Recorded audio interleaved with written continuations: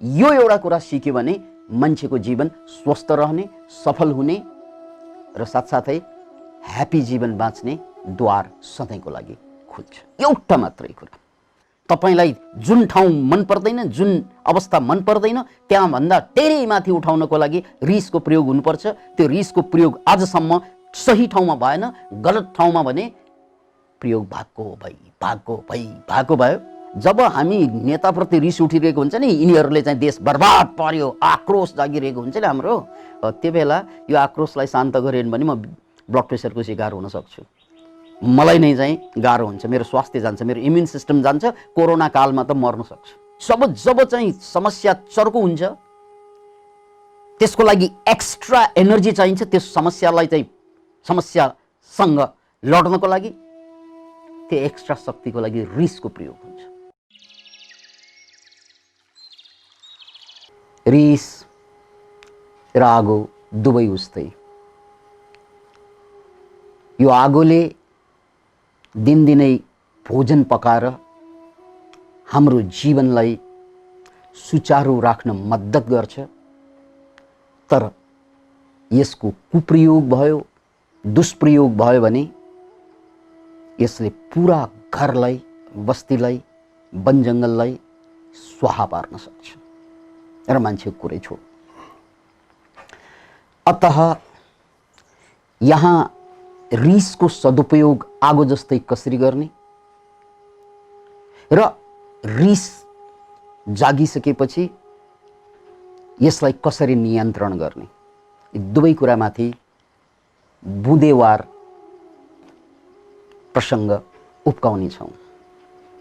जहाँ रिसाउनु हुँदैन त्यहाँ रिस उठ्यो भने सत्यानाश पक्का छ र त्यो रिसलाई नियन्त्रणमा राख्नुपर्ने हुन्छ। तर अधिकांश मान्छे यहाँ सफल हुँदैन। परिणाम उसले सम्बन्ध बिगार्छ, परिणाम सम्पत्तिमा आगो लगाइदिन्छ र परिणाम ब्लड प्रेसर बढ्नु, हार्ट अट्याक हुनुदेखि लिएर इम्युन सिस्टम समाप्त पारिदिन्छ। र याद राख्नुहोस्, इम्युन सिस्टम कमजोर भइदियो भने, धेरै रिस आइरह्यो, रिसमाथि नियन्त्रण भएन भने हाम्रो इम्युन सिस्टम सबभन्दा पहिला क्षतिग्रस्त हुन्छ। परिणामस्वरूप कोरोना जस्ता भाइरसदेखि लिएर सबै खालका रोगको लागि हामी एक्सपोज्ड भइदिन्छौँ, हामी खुल्ला भइदिन्छौँ। अतः अधिकांश समयमा रिस नियन्त्रण गर्न नै पर्ने हुन्छ। यो एउटा कुरा सिक्यो भने मान्छेको जीवन स्वस्थ रहने, सफल हुने र साथसाथै ह्यापी जीवन बाँच्ने द्वार सधैँको लागि खुल्छ। एउटा मात्रै कुरा। ओके, नम्बर 1, मलाई रिस उठ्यो, नियन्त्रण गर्नु पर्यो भने पहिलो काम मैले के गर्न सक्छु? पहिलो काम हो, मसँग सबभन्दा नजिकको श्वास छ, त्यो श्वासलाई नियन्त्रण गर्न सक्छु। यसमा आँखा खोलेर वा बन्द गरेर गहिरो श्वास तान्ने नाकबाट, र यो श्वास तान्दा नीलो हावा, शीतल हावा शान्तिपूर्ण नाकभित्र छिरिरहेको छ, यसलाई कल्पना गर्ने र मुख खोलेर रातो हावा, तातो हावा निस्केको कल्पना गर्ने। यो 2 देखि 3 मिनेटसम्म यो श्वास प्रश्वासको क्रियालाई जारी राख्ने। यसरी श्वास स्लो हुँदै जाँदा हामी सिम्प्याथेटिक नर्भस सिस्टमबाट प्यारासिम्प्याथेटिक नर्भस सिस्टममा पुग्छौँ। परिणामस्वरूप हाम्रो रिस शान्त अनिवार्य रूपमा हुन्छ, अनिवार्य रूपमा। दोस्रो बुँदा, यतिले पनि भ्याएन भने अथवा अर्को तरिका अपनाउने हो भने यौगिक तरिका छ, जसमा नाकलाई छाम्ने यसरी र अर्को पनि यसरी नाकलाई चेक गर्दा दुवै नाकका प्वालबाट श्वास आइरहेको हुँदैन। एउटा नाकको प्वालबाट बढी श्वास आइरहेको हुन्छ बाहिर र अर्को नाकको प्वाल बन्द अथवा कम खुलिरहेको हुन्छ। याद राख्नुहोस्, फेरि यसो गर्नासाथ थाहा हुन्छ मेरो कुन चाहिँ नाकको प्वाल बढी खुलेको छ र कुन चाहिँ बन्द छ। बढी जहाँबाट हावा आइरहेको छ हो त्यही नाकको प्वाल मेरो रिसको कारण हो। याद राख्नुहोस्, त्यही नाकको प्वाल मेरो रिसको आन्तरिक कारण हो। अतः मैले यो नाकको प्वाललाई कपास अथवा टिस्यु पेपर, कपास अथवा टिस्यु पेपरको गोलो बनाएर यसलाई चाहिँ गोलो बनाउने अनि नाकभित्र लगेर यसरी चाहिँ छिराइदिने हो भित्रैसम्म भने बिस्तारै मेरो मुड चेन्ज हुँदै जान्छ। यसलाई योगमा स्वरयोग भनिन्छ। यो योग विज्ञानको तरिका हो र त्यसपछि निकालेर फाल्न सकिन्छ। यो दोस्रो कुरा। र तेस्रो कुरा, रिसाउँदाखेरि मान्छेको समस्या के हुन्छ भने केमिस्ट्री चेन्ज हुन्छ। त्यो केमिकल चेन्ज हुँदा स्ट्रेस हर्मोन एड्रेनलिन हर्मोन त्यो एक्टिभेट भइसकेको हुन्छ, जसको कारणले गर्दा म भाग्न र भिड्नको लागि मेरो पुरा शरीर तयार भइसकेको हुन्छ। त्यसकारण पुरा शरीर मेरो कडा भइसकेको हुन्छ, मेरा मसल्सहरू टाइट भइसकेको हुन्छ। त्यो फाइटको लागि शरीर टाइट भइसकेको हुन्छ। यो टाइटनेस बाँकी रहेसम्म मेरो रिस शान्त हुँदैन। यो टाइटनेस बाँकी रहेसम्म मेरो रिस शान्त हुँदैन। त्यसकारण सिम्पल्ली यस्तो अवस्थामा गर्न सक्ने पहिलो विधि के त, गएर खाटमा पल्टिने अथवा जहाँ मिल्छ त्यहाँ पल्टिने। र पल्टिसकेपछि नम्बर 1, पल्टिना साथ नै पनि रिस चाहिँ अलिक कम हुन्छ। याद राख्नुहोस्, यो पल्टिना साथै पनि रिस कम हुँदै जान्छ। किनकि मान्छे पल्टी झगडा गरेको देख्नु भएको छ छैन? बसी पनि झगडा गरिँदैन सामान्यतया। जब झगडाको मुड आउँछ, रिस उठ्छ, झराक जुरुक बसेको पनि पल्टेको मान्छे पनि झराक जुरुक उठ्छ र झगडा गर्न थाल्छ। किनकि उठ्दाखेरि स्ट्रेस हर्मोन बढ्छ, बस्दाखेरि कम हुन्छ र पल्टिँदाखेरि त्यो लगभग चाहिँ साम्य हुन्छ। त्यसकारण सामान्यतया पल्टिदिँदा पनि एकछिनमा रिस शान्त हुँदै जान्छ। याद राख्नुहोस् यो कुरा। र यसमा थप्न मिल्ने कुरा के त, पुरा शरीरलाई एकचोटि टाइट गर्ने, सारा शरीरलाई टाइट गर्ने, गहिरो सास तान्ने, खुट्टादेखि पैतालादेखि हातदेखि यसरी टाइट टाइट टाइट पुरा शरीरलाई टाइट गर्ने, गहिरो सास तानेर रोक्ने र पुरा शरीर टाइट गर्ने अनि छोडिदिने। यसरी छोडिदिँदा पुरा शरीरका मसल्सहरू टाइट भएको कारणले गर्दा, एक्स्ट्रा टाइट भएको कारणले गर्दा अब लुज हुँदै जान्छ।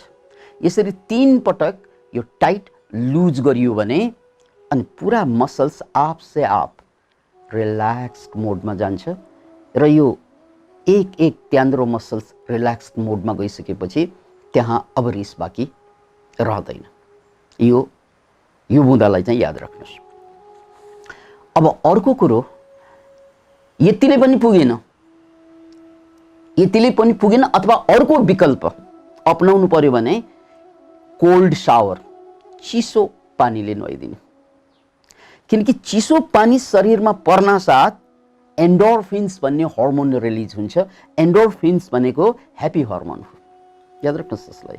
जब यो एन्डोर्फिन्स रिलिज हुन्छ त्यसपछि तपाईलाई स्ट्रेस दिइरहने हर्मोन त्यो भाग्छ। यो भनेको जहाँ अँध्यारो छ त्यो अँध्यारोलाई त हामी हटाउन सक्दैनौँ। त्यसको लागि हामी के गर्न सक्छौँ? बत्ती बाल्न सक्छौँ। बत्ती बालेपछि अँध्यारोलाई थप अथवा एक्स्ट्रा काम गरेर भगाउनु पर्दैन। बत्ती बाल्नु नै अँध्यारो भाग्नु। यो एउटै कुराको दुईवटा घटना हो। त्यस्तै तपाईले चिसो पानीले नुहाउन साथ नै केमिकल चेन्ज हुन्छ, एन्डोर्फिन्स रिलिज हुन्छ। एन्डोर्फिन्स रिलिज हुनु भनेकै के त? एन्डोर्फिन्स रिलिज हुनु भनेकै के त? पुरा शरीरको स्ट्रेस हर्मोन जसले रिस जगाइराखेको छ त्यो समाप्त हुँदै जानु। त्यसरी बुझौँ। र पानी कहाँ छ्याप्ने त? यो चिसो पानी ढाडमा, स्पाइनल कर्डमा, टाउको स्पाइनल कर्डमा जति बढी पानीको फोर्स बनिरहन्छ त्यति नै चाहिँ रिल्याक्स हुँदै जान्छ हाम्रो मुड। किनकि एन्डोर्फिन्स चाहिँ बढीभन्दा बढी त्यो बेला रिलिज हुँदै जान्छ। ओके, अर्को एउटा उपाय, पानी नभएको ठाउँमा मैले रिसलाई शान्त गर्नु पर्यो र केमिस्ट्री चाहिँ चेन्ज गर्नु पर्यो भने गर्न सकिन्छ के त रनिङ गर्न सकिन्छ। जति सकिन्छ त्यति स्पिडमा कुद्नु भयो भने त्यो कुद्दाखेरि एन्डोर्फिन्स होइन डोपामाइन जस्तो कडा एकदम एक्साइट गर्ने हर्मोन निस्कन्छ, किनकि एन्डोर्फिन्स भन्दा धेरै कडा हुन्छ डोपामाइन, र यसले तपाईलाई युफोरियाको फिलिङ्स दिन्छ। यसलाई रनर्स हाई पनि भनिन्छ। जसरी ड्रग्स लिँदा हाई हुन्छ मान्छे, अर्कै लोकमा गएको फिलिङ गर्छ, एक्सट्रिमली कुद्दा कुद्दा कुद्दा कुद्दा कुद्दा कुद्दा म्याक्सिमम कुद्दा हाम्रो शरीरको केमिस्ट्री चेन्ज भइदिएर एकदम हामी शान्त मोडमा, आनन्दको मोडमा र युफोरियाको मोडमा जान्छौँ। त्यसकारण कतिलाई मिल्छ भने यो कुद्नु रिसलाई पूर्णतया ट्रान्सफर्म गर्ने तरिका हुन सक्छ। र यस्तै एन्डोर्फिन्सलाई रिलिज गरेर हाम्रो स्ट्रेस हर्मोनलाई डोमिनेट गर्नको लागि प्रयोग गर्न सकिने अर्को एउटा तरिका हो हाँस्नु। त्यसकारण कति मान्छेले रिस उठ्यो कि अब रिसाउनु त भएन, रिस उठ्यो कि रिसाउनु त भएन, रिसाइहाल्यो भने काम बिग्रिन्छ, रिसाइहाल्यो भने अगाडिको मान्छेले पेलिहाल्छ, त्यो बेला रिस उठ्यो कि हाँस्ने। यो परिपाटी चलाएर बसेका थुप्रै मान्छे छन्। जब जब रिस उठ्छ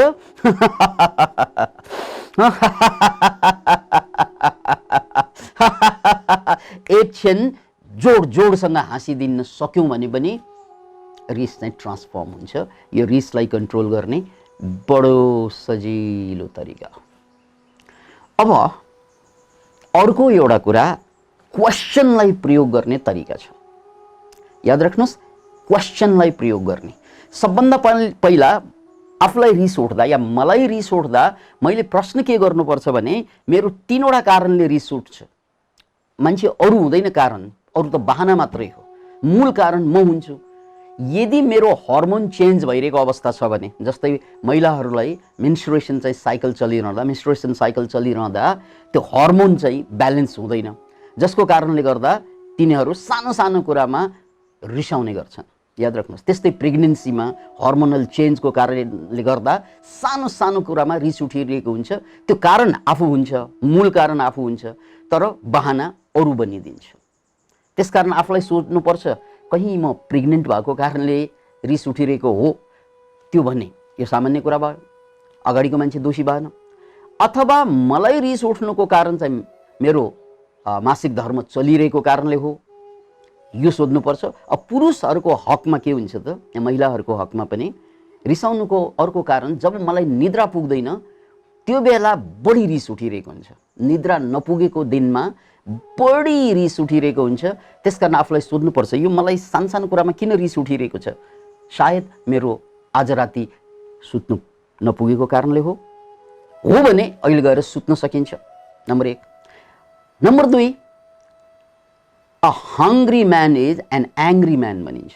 जब मान्छेलाई भोक लाग्छ त्यो बेला पनि रिस उठिरहेको हुन्छ, रिस उठ्छ, बहाना अरू भइदिन्छ, बहाना बाहिरको कर्म क्रियाकलाप भइदिन्छ, तर रिस उठ्नुको मूल कारण के त भोक भइदिन्छ।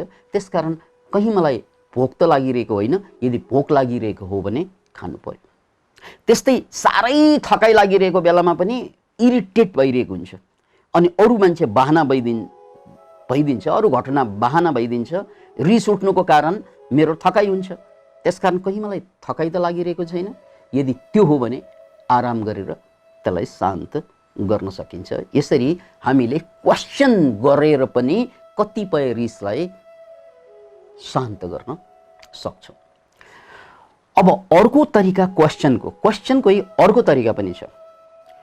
एउटा कुरा, रिसको दर्शनलाई हामीले कसरी बुझ्नुपर्छ भने, यो मलाई रिस उठ्नुको मूल कारणमा मेरो अज्ञानता हो। किन भन्नाले जब जब अगाडिको मान्छेले मलाई पीडा दिन्छ, दर्द दिन्छ, त्यो दर्द दिनुको कारण म पनि हुन्छु। यसलाई 50-50% भनिन्छ। याद राख्नुहोस् यो कुरा। सानो बच्चाले ग्लास फुटाउँछ अनि आमा बाबा चाहिँ रिसाउँछ, किन फुटाएको भनेर गाली गर्छ, पिट्छ। अब ग्लास फुटाउनुको पछाडि बच्चाको दोष त छ, कति पर्सेन्ट दोष? 50% दोष छ, किनकि उसले फुटाइहाल्यो। तर फुट्ने ग्लास दिने काम कसले गर्यो? आमा बाबाले गर्यो। त्यसकारण आमा बाबाको दोष पनि हुन्छ। जसरी एउटा ग्लास फुट्नु, एउटा टिभी फुट्नु, कसैको टाउको फुट्नु अथवा कुनै तोडफोड हुनु, त्यस सम्पूर्ण समस्याको पछाडि दुवै पक्षको 50-50 यदि कसैलाई शब्द चित्त बुझेन भने त्यहाँ दुवै पक्ष सामेल हुन्छ।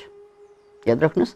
त्यसकारण आमा बाबाले के बुझिदिनु पर्यो भने मेरो बच्चाले ग्लास फुटाउँदा यसमा मेरो दोष के छ भनेर क्वेश्चन गर्ने हो भने ठ्याक्कै दोष पत्ता लाग्छ। यस्तो ग्लास दिनु नहुने रहेछ अनि त्यस्तो ग्लास दिँदैन, त्यसपछि बच्चाले ग्लास फुटाउन सक्दैन। त्यस्तै मेरो साथीले गल्ती गर्नुको पछाडि मेरो दोष हुन्छ क्या। मेरो छोराले, मेरो छोरीले, मेरो दाइले, मेरो भाइले, मेरो देशका नेताहरूकै कुरा गरौँ न। हाम्रो देशमा जनताको गुनासो के छ? संसारभरका देश विकास हुँदैछ, एसियाकै देश विकास हुँदैछन्, हामी भने झन्झन भड्खालोमा गइरहेका छौँ। हाम्रा नेताले बर्बाद गर्यो, त्यसकारण दोषी नेता जस्तै हामी गाली गर्दै हिँडिरहेका हुन्छौँ। तर त्यो दोषी नेतालाई भोट हालेर चुनावमा जिताउने काम त हामीले गरेका हौँ नि। त्यसकारण जब हामीले ती नेताहरूलाई चाहिँ भोट दिँदैनौँ त्यसपछि त उनीहरू नेता हुन पाइँदैन। त्यसकारण दोष घुस खाने, बदमासी गर्ने, भिजन नभएका यिनीहरू दोष छ त्यो 50%। अनि 50% जनताको दोष छ, किनकि यस्ता मान्छेलाई भोट हाल्नु हाम्रो दोष। अतः जब हामी नेताप्रति रिस उठिरहेको हुन्छ नि, यिनीहरूले चाहिँ देश बर्बाद पर्यो, आक्रोश जागिरहेको हुन्छ नि हाम्रो, त्यो बेला यो आक्रोशलाई शान्त गरेन भने म ब्लड प्रेसरको शिकार हुन सक्छु। मलाई नै चाहिँ गाह्रो हुन्छ, मेरो स्वास्थ्य जान्छ, मेरो इम्युन सिस्टम जान्छ, कोरोना कालमा त मर्न सक्छु। त्यसकारण मैले आक्रोशलाई त शान्त पार्नु पर्यो। कसरी शान्त पार्ने भन्नाले ठिक छ नेताहरूले देशलाई उठाउन सकेन, त्यो उनीहरूको दोष त हो, तर यस्तो नेतालाई चुनेर पठाउनुमा मेरो पनि त भोट छ नि। त्यसरी मैले आफूलाई सुधार्नु पर्छ भन्ने बुझ्न साथ मेरो आक्रोश शान्त हुँदै जान्छ। त्यसकारण जहाँ जहाँ अरू पक्षबाट हामीलाई रिस उठाइरहेको अनुभव हुन्छ त्यो बेला उनीहरूको दोष त छँदैछ, सबैको दोष हुन्छ, तर मेरो दोष के छ त्यसलाई मैले सुधार्ने हो भने म रिसको चङ्गुलबाट बाहिर निस्कन सक्छु र म सधैँको लागि स्वस्थ भएर बाँच्न सक्छु। जहाँ मलाई व्यापार बढाउनु छ, जीवनमा सफल हुनु छ, माथि जानु छ, ती सबै ठाउँमा अरू मान्छेको हात हुन्छ। याद राख्नुहोस्, मान्छे जीवनमा सफल हुन चाहन्छ, सफल हुनको लागि आफैले आफूलाई त सफल बनाउने होइन, मलाई त उठाउने। विद्यार्थी भए टिचरले उठाइदिनु पर्छ, याद राख्नुहोस् यो कुरा। व्यापारी भए ग्राहकले उठाइदिनु पर्छ, याद राख्नुहोस् यो कुरा। नेता भए जनताले उठाइदिनु पर्छ, अनि जनता भए फेरि नेताले उठाइदिनु पर्ने हुन्छ। अतः कोही मान्छे उठ्नु भनेकै आफै उठ्नु होइन, अरूले काँधमा हालिदिनु हो। अरूले काँधमा हाल्न लाउनलाई त अरूप्रति खाली रिसाएर दोष मात्रै देखाएर झगडा गर्यो भने कसैले पनि तपाईँलाई उठाउँदैन। परिणामस्वरूप हामी सफल जीवन पनि बाँच्न सक्दैनौँ। अतः सफल जीवन, स्वस्थ जीवन र शान्त जीवन चाहनेले यो कुरा बुझ्नुपर्छ कि दोष आफ्नो पनि हुन्छ र आफ्नो दोष के हो भनेर प्रश्न गर्नुपर्छ। सडकमा गइरहेको बेलामा गाडीले मलाई खिच्यो भने ड्राइभरको दोष त छ, तर मेरो दोष छैन र। हो, मेरो दोष के हो भनेर पत्ता लाग्यो भने, क्वेश्चन गरेँ भने मेरो रिस कम हुन्छ, शान्त हुन्छ। होइन ड्राइभरकै दोष भन्ने हो भने रिसले मलाई पनि सल्काइदिन्छ र ड्राइभरलाई पनि सल्काइदिन्छ। अतः यो अनावश्यक रिसबाट बच्ने तरिकाहरू हुन्। कुनै दीर्घकालिक तरिका, कुनै तात्कालिक तरिका मैले यहाँसम्म पेश गरेँ। अब रिसको बारेमा मैले सुरुमै के भनेको थिएँ भने रिस भनेको आगो जस्तो हुन्छ। यसले खाना पकाउनु, भात पकाउनु पनि मिल्छ, उज्यालो घरलाई पाल्नु पनि मिल्छ, अथवा घरलाई जलाएर, परिवारलाई जलाएर समाप्त पार्न पनि मिल्छ। यो दुई धारे तलवार जस्तै हो रिस। अतः हामीले यसको अँध्यारो पक्षलाई कसरी कन्ट्रोल गर्ने यसको बारेमा व्याख्या गर्यौं। अब यसको पोजिटिभ पक्ष के त त्यसो भए याद राख्नुहोस्, पोजिटिभ पक्ष पनि अद्भुत छ। अनि पोजिटिभ पक्ष के त भन्नाले याद राख्नुहोस्, यदि महात्मा गान्धी, मोहनदास करमचन्द गान्धी अंग्रेजहरूसँग नरिसाएको भए गान्धी जन्मदैन थिए। याद राख्नुहोस्, त्यो गान्धीलाई गान्धी बनाउनु र भारतलाई चाहिँ अंग्रेजबाट स्वतन्त्र बनाउनु स्वाधीन भारत बनाउनु यो कहाँबाट सुरु भयो त भन्नाले गान्धीको रिसबाट सुरु भएको होइन र। त्यस्तै नेपालमा गणेशमान सिंह नै रिसाएको भए राणाहरू देखेर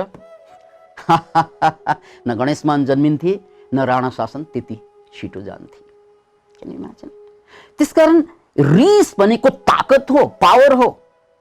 यो परापूर्व कालको कथालाई सुन्ने हो भने पनि जब काली रिसाइन्, जब पार्वती रिसाइन्, त्यसपछि दैत्यहरूलाई स्वाहा पार्ने ताकत प्राप्त भए।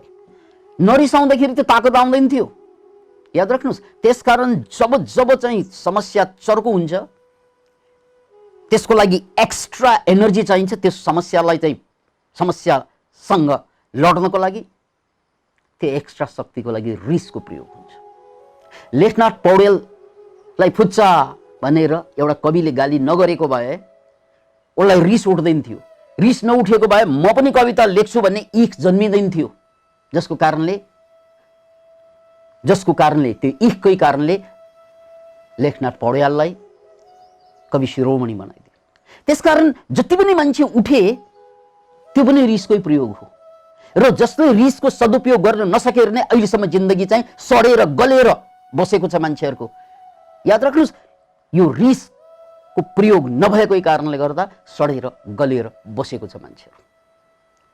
तपाईँ आज जहाँ हुनुहुन्छ त्यहाँभन्दा उठ्न चाहनुहुन्छ होइन? ती रिसै छैन, कसरी उठ्ने तपाईँ? तेरो खान्न भन्ने त ताकत चाहियो नि। त कहाँ बस्दैन, यो पनि त रिस होइन र? मैले केही गरेर देखाइदिन्छु, त्यो पनि रिस होइन र? हो, यस्तो रिस। त्यसकारण रिस भनेको हतियार हो, तपाईसँग भएको सबभन्दा ठुलो हतियार, वेपन हो। तपाईलाई जुन ठाउँ मन पर्दैन, जुन अवस्था मन पर्दैन, त्यहाँभन्दा धेरै माथि उठाउनको लागि रिसको प्रयोग हुनुपर्छ। त्यो रिसको प्रयोग आजसम्म सही ठाउँमा भएन, गलत ठाउँमा भने प्रयोग भएको भयो र यसरी नचाहिने ठाउँमा रिस प्रयोग भएर म पनि गल्दै गएँ, रोगी हुँदै गएँ, कमजोर हुँदै गएँ। अनि नचाहिने ठाउँमा चारैतिरबाट मेरो रिस अलिअलि बर्बाद हुँदै गएपछि जहाँ मलाई रिसै चाहिन्छ, रिसले नठोकेसम्म त्यो अवस्थाबाट पारै पाउँदैन। त्यसको लागि अब मजबुत रिस मसँग छैन। मसँग नपुंसक टाइपका रिसहरू छन्, छोटा छोटा साना साना। किनकि छोरासँग पनि रिसाउने, छोरीसँग पनि रिसाउने, उसँग पनि रिसाउने, साना कुरामा रिसाउँदा जहाँ साँच्चै रिसाएर त्यो अवस्थाबाट नै बाहिर आउनु पर्थ्यो। जसरी चाहिँ अन्डा फोडेर तेरो भित्र बस्दिनँ म भनेर पन्छीले फोडेर आकाशमा उड्नु पर्थ्यो नि, हो त्यसरी झमझुम फोडेर बाहिर निस्कनु पर्ने धेरै अवस्था हुन्छ जीवनमा। त्यसको लागि मसँग अब रिसको ताकत पनि बचेन, किनकि म सानो सानो कुरामा रिसाइसकेँ। त्यसकारण सानो सानो कुरामा रिसलाई म्यानेज गर्न सिकौँ। मैले यहाँलाई धेरै बुँदा दिइसकेँ। सानो कुरामा रिसलाई म्यानेज गर्नु, जहाँ अस्तित्वको सवाल आउँछ, जहाँ जीवन र मरणको सवाल आउँछ, ती सारा रिसलाई कालीले निकाले जस्तै, महादेवका गणले निकाले जस्तै त्यो रिस निकाल्ने र आफ्नो लक्ष्यलाई, आफ्नो उद्देश्यलाई सार्थक गर्ने हो। पक्नुहोस् है, अन्तिम कुरा, मैले रिसलाई हतियारको रूपमा, बम बारुदको रूपमा प्रयोग गर्नु आफ्नो विकासको लागि, उन्नतिको लागि त भने, तर यसको सीमा छ। यो कुरा याद राख्नुहोस्। जसरी यो ग्लासको पानी यदि मैले उठाएँ 1 minute, 2 minute, 3 minute, 2 second, 3 second उठाएँ भने मलाई केही पनि गाह्रो हुँदैन, सजिलो हुन्छ। तर यो ग्लासको पानी मैले 4 घन्टा, 8 घन्टा, 12 घन्टा या 4 दिन या 4 महिना उठाएँ भने मेरो हात बर्बाद हुन्छ सधैँको लागि। त्यसैले एउटा कुरा बुझौँ, जस्तोसुकै रिस पनि 4 मिनटभित्र यहाँले शान्त गर्नुपर्छ। याद राख्नुहोस् यो कुरालाई। जस्तोसुकै रिस पनि त्यो हतियारलाई प्रयोग गरिसकेपछि जसरी चाहिँ तलवार निकालिन्छ म्यानबाट र त्यसपछि तलवार खेलाएर बसिँदैन, त्यसलाई म्यानैभित्र हाल्नुपर्छ काम सकेपछि। त्यस्तै जब हाम्रो रिस पराकाष्ठामा पुग्छ र त्यसलाई फेरि शान्त पार्नुपर्छ। र कसरी शान्त पार्नुपर्ने यहाँले धेरै बुँदा वाइज तरिका मैले बताइसकेको छु। अब रिस पनि आफैले निर्माण गर्नु आवश्यक पर्यो भने र शान्त पनि आफैले पार्न सिक्नु, अनि त्यसपछि तपाईँ पनि भैरवनाथ हुनुहुनेछ। किनकि भैरवनाथले गर्ने त्यही हो, आवश्यकमा विष निकाल्ने र अनावश्यकमा त्यसलाई आफै शान्त